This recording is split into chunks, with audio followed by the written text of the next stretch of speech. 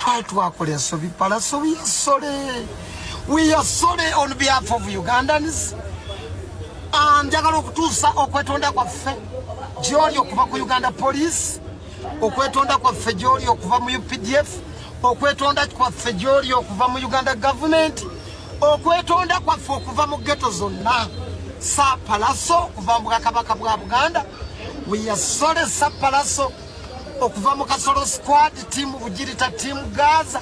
Ebibinja byonna eby'abaana ba ghetto, we are sorry. Neetonze ng'omwaka gutandika.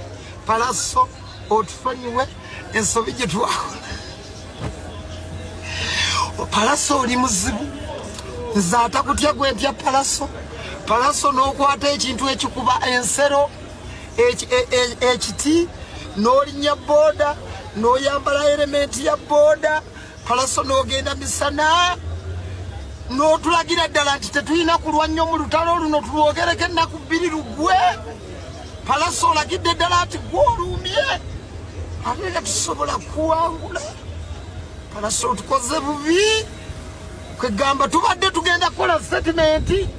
Kwegamba gwe totidde na polisi kwewakana nti siye gwe. Palaso ng'oyolesezza obuvumu obw'ekitalo ng'omwaka gutandika. Toyagadde nagamba mbu abayaaye ba Palaso. Toyagadde nagamba tisimanyi bawuligani.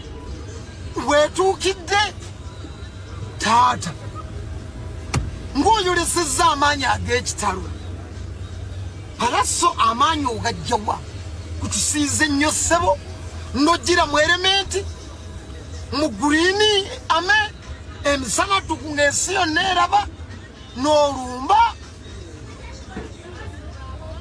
So Palaso we are sorry. Otusonyiwe ebyatusobako naye naffe tuli bantu ate enkola yaffe y'Abannayuganda obuteetonda, but we are sorry.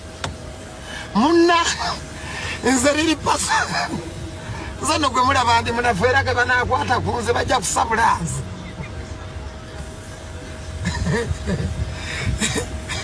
Naye nze bw'onkuba nja genda era tosuubira nti ngenda kuddiza, ogenda kunkuba onswaze. Naye bw'ondeka ne ngenda ewaka. Bw'ondeka ne ngenda ewaka nja kutuula bulungi ennaku zange bbiri nga nkuyiiyiza. Nja kukomawo n'akabadi kalinga kasinga ak'abaamu oti amalula famire akabadi. So oli ku Yugi Update TV kosinzidde okuba ng'otuwuliza gwe mukwano gwange ali eyo era okola kyamaanyi nnyo okwekumira ku mayengo gano. Gwagala otweyunga kukkirira wansi waliwo ekigambo subscribe kikoneko ojja kuba osobola otweyungako ddala bulungi nnyo. Sigenda kubaako nekinyongerezaako ebigambo by'omukulu mubiwulidde.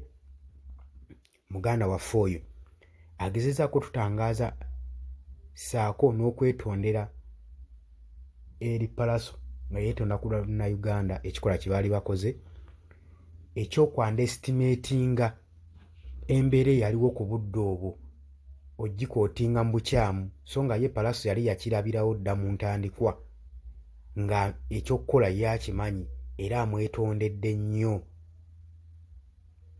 Kutegeeza nti nno gwe ayagala otweyungako mu comment section oli wa ddembe osobola okujja n'osharinga, commentinga, likinga. Naye nga nve kyebagamba nti nno tubaagala nnyo, mwebale kwekumira ku mayengo ga Yugi Updates TV. Tugenda kuba nga tukomawo ne information omulala mungi nnyo, naye essaawa zino information ekyaliwo yeeyo byebiri ku mimwa gy'Abannayuganda. Bwe mba sibikuwadde mba nkulyazaamaanyizza.